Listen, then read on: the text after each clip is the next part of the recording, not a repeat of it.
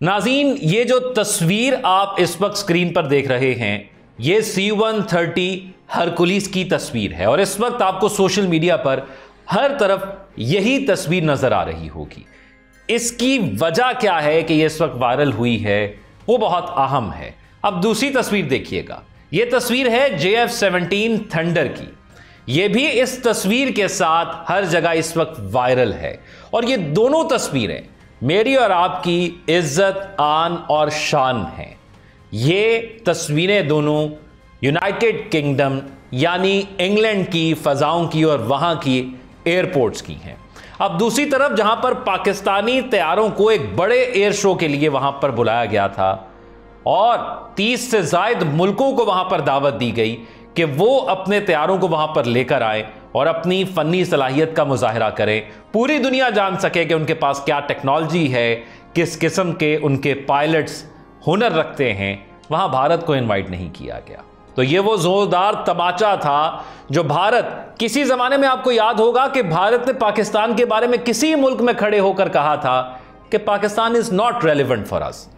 तो ये है पूरी दुनिया के लिए रेलिवेंट। ये है हमारा पाकिस्तान, प्यारा पाकिस्तान, जो कि अपने जोरे बाजू पर उस तमाम प्रोपेगेंडे को खत्म कर रहा है, नीस्तो नाबूद कर रहा है, जिसको दहाइयां लगाकर भारत ने हमारे खिलाफ पूरी दुनिया को करने की कोशिश की।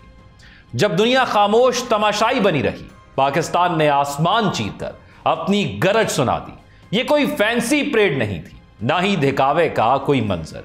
यह था कौमी गैरत का मुजाहिरा, टेक्नोलॉजी की फतह और दुश्मन के गरूर पर कारी ज़र। कौन कहता है कि हम सिर्फ दिफा करते हैं? हम दुश्मन के जहन में दाखिल होकर उसके ख्वाब चूर चूर कर देते हैं। आज का वीलॉग उन शाहीनों के नाम जिन्होंने बरतानिया के नीले आसमान पर सब्ज हिलाली परचम की गरज बिखेर दी। JF-17 थंडर ब्लॉक 3 की रफ्तार, हुनर और दुश्मन शिकन नजरिया। C-130H हरकुलिस की शान, वक्कार और वो तारीखी लम्हा जब दुनिया ने एतराफ किया। ये सिर्फ तैयारे नहीं, ये पाकिस्तान का एक पैगाम है। तो तैयार हो जाइए, क्योंकि हम लेकर आ रहे हैं वो लम्हे जो सिर्फ एक शो के नहीं बल्कि पाकिस्तान की फजाई ताकत की जीत का आलमी ऐलान है। यह है वो कहानी जिसे हर पाकिस्तान को सुनना, देखना और दुनिया को सुनाना है। आज का वीलॉग एक जबरदस्त, फख्र से लबरेज और जानदार अपडेट के साथ हाजिर है। हम बात करेंगे पाक फजाइया के उस शानदार लम्हे की जब JF-17 थंडर ब्लॉक 3 और C-130H ने बरतानिया के आलमी शोहरत याफ्ता royal international air tattoo show में दुनिया को हैरान कर दिया। भारत के साथ हालिया कशीदगी के बाद जब खित्ते में अस्करी ताकत का तवाजुन ज़ेरे बहस आया, तो पाकिस्तान ने मैदान में सिर्फ बातें नहीं की बल्कि अमली मुजाहरा करके दुनिया को दिखा दिया कि हमारी फजाई ताकत कोई नारा नहीं, एक नाकाबिले शिकस्त हकीकत है। JF-17 थंडर ब्लॉक 3 जो पाकिस्तान और चीन का मुश्तरका शाहकार है, जदीद एवियोनिक्स 4.5 जनरेशन की सलाहियतों और जंगी मैदान में कारगर टारगेटिंग सिस्टम्स के साथ ना सिर्फ दुश्मन के ख्वाबों में आ चुका है बल्कि अब मगरबी माहिरीन के दिल भी जीत रहा है। और बात सिर्फ यहां नहीं रुकी। पाक फजाइया का C-130H ट्रांसपोर्ट एयरक्राफ्ट, जिसे रिवायती तौर पर महज लॉजिस्टिक्स का हिस्सा समझा जाता है, royal international air tattoo show में दुनिया भर के कितने ममालिक शिरकत करते हैं, ये जान लेते हैं, क्योंकि इसके साथ ही फिर अगली कहानी शुरू होती है।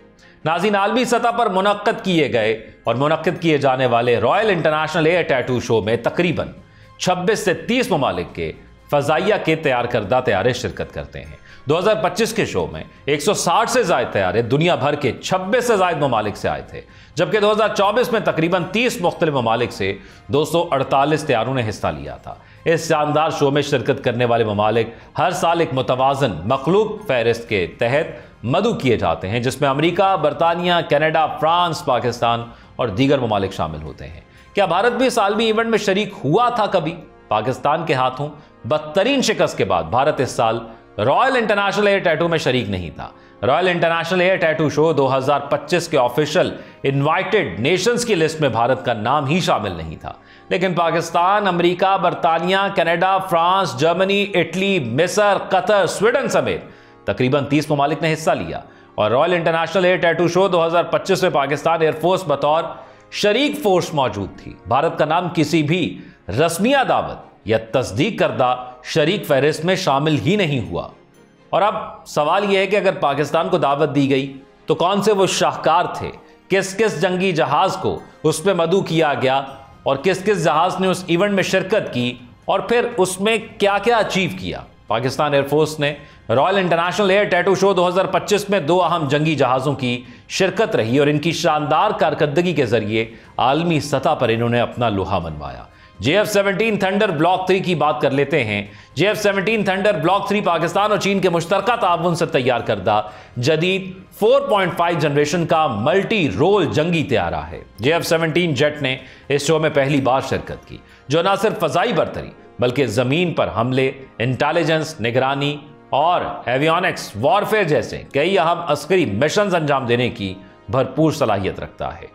इस तैयारे की सबसे नुमायां खसूसियत इसका एक्टिव इलेक्ट्रॉनिकली स्कैन्स और रेडार और रेज हैं, जो बैक वक्त मुतअद्दिद अहदाफ को लॉक और ट्रैक करने की सलाहियत रखते हैं और इसे जदीद तरीन लड़ाका तैयारों की सफ में ला खड़ा करते हैं।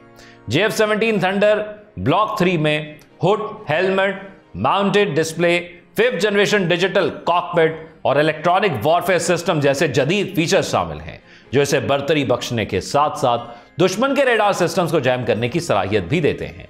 यह तैयारा PL-15 जैसे तवील फासले तक मार करने वाले BVR मिसाइल से लैस है, जिसकी रेंज 200 किलोमीटर से ज्यादा है, जो कि भारत के राफेल तैयारों के मिसाइल निजाम का भी मौसर तोड़ है। इसमें एयर टू एयर रिफ्यूलिंग की सहूलत भी मौजूद है और JF-17 थंडर ब्लॉक 3 की एयर टू एयर रिफ्यूलिंग का अमली मुजाहरा पाकिस्तान से बरतानिया जाते हुए इस जंगी तैयारे ने करके भी दिखाया, जिसने इसकी जंगी परवाज की मुद्दत और दायरा अमल कई गुना बढ़ा दिया है।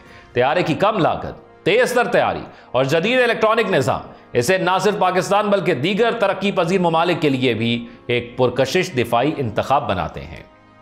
Royal international air tattoo show 2025 में JF-17 थंडर ब्लॉक 3 ने अपनी पहली आलमी नुमाइश में भरपूर परवाज, चालाक मनूवर्स और ताकतवर थर्स्ट के साथ आलमी माहिरीन को मुतासर किया और spirit of the meet trophy जीती।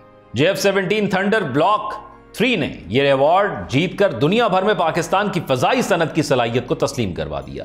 यह तैयारा सिर्फ एक दिफाई प्लेटफॉर्म नहीं बल्कि पाकिस्तान की टेक्नोलॉजिकल खुद मुख्तारी और स्ट्रेटेजिक विजन का प्रूफ भी है।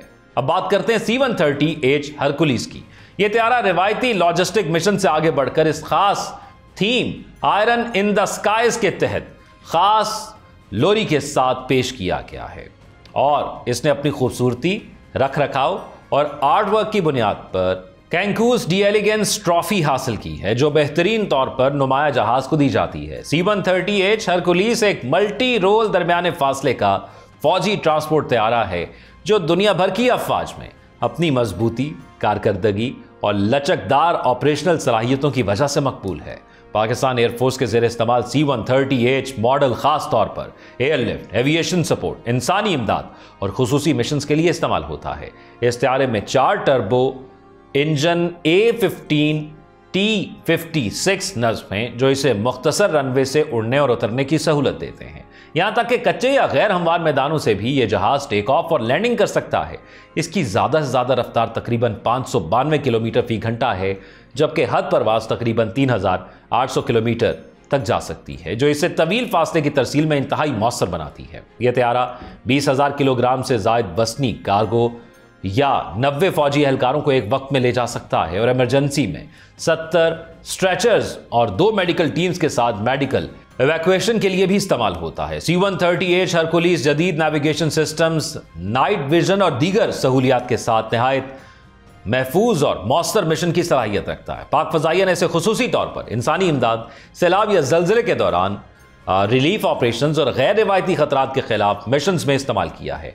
Royal international air tattoo show 2025 में इस तैयारे ने न सिर्फ अपनी तकनीकी अफादियत बल्कि एक तख्लीकी टेल आर्ट और पेशेवराना हालत परवाज की बिना पर आलमी सतह पर डी एलिगेंस ट्रॉफी हासिल की, जो दुनिया भर में मौजूद इसकी अहमियत और कारकर्दगी का एतराफ है। पाकिस्तान एयरफोर्स ने royal international air tattoo show में 2 मशहूर और ताकतवर जहाज JF 17 थंडर ब्लॉक 3 और C-130H हरकुलिस की शिरकत के जरिए ना सिर्फ अपनी तकनीकी और अमली काबिलियत का सबूत दिया, बल्कि आलमी मंजरनामे में 2 मोतबर ट्रॉफियां जीतकर साबित किया कि पाकिस्तान की फजाइया ना सिर्फ जदीद जंगी सलाहियत रखती है, बल्कि पेशावराना महारत और डिसिप्लिन में भी आलमी मयार पर पूरा उतरती है। पाक फजाइया ने इस शो में अपनी शानदार टेल आर्ट और पेशावराना महारत के साथ पहली पोजीशन हासिल करके दुनिया को हैरत में डाल दिया। इससे ना सिर्फ पाकिस्तान की अस्करी बरतरी का पैगाम दुनिया के सामने गया, बल्कि इस बात की तस्दीक भी हुई कि हमारी एविएशन इंडस्ट्री अब सिर्फ दिफा तक महदूद नहीं, बल्कि सिफारती और टेक्निकल मैदान में भी अपना झंडा गाड़ रही है। भारत अगर यह समझता है कि वो इस खित्ते का अकेला चैंपियन बन जाएगा तो वो ख्वाबों की दुनिया में है, क्योंकि पाकिस्तान ना सिर्फ हाजिर है बल्कि पूरी तैयारी, हौसले और टेक्नोलॉजी के साथ आलमी सतह पर अपनी बरतरी मनवा रहा है। ये हमारे लिए फ़ख्र की बात है। ये एक शो नहीं है कि यह पैगाम था कि पाकिस्तान की फ़ज़ाएँ और सरहदें महफूज हाथों में हैं और हमारा हर थंडर दुश्मन के सीने पर गरजने को तैयार है। आप अपनी राय से कमेंट सेक्शन में ज़रूर आगाह कीजिएगा। अपना ख्याल रखिएगा। अल्लाह हाफ़िज़।